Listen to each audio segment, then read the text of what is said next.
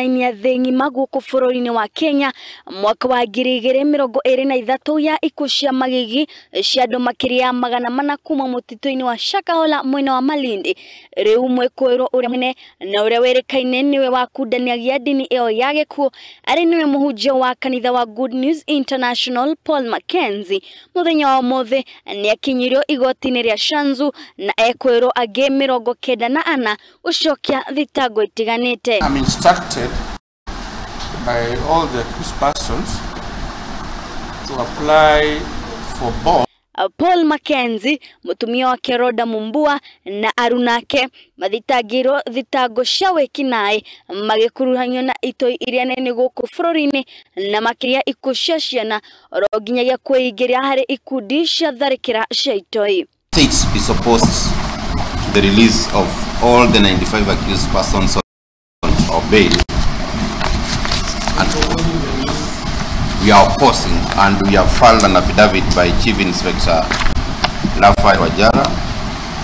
The affidavit is on record and it's sworn on 17th January 2024 and filed today.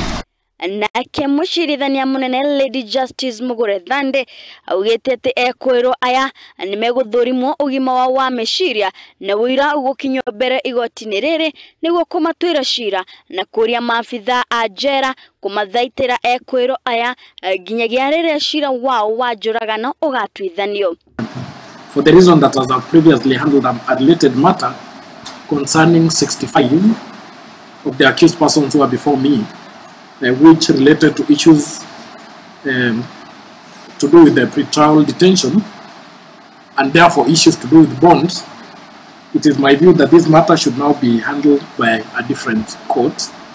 and this file will therefore be allocated to Honorable Juma, Principal Magistrate Court number 3, again because I'm aware Honorable Shikanda has been handling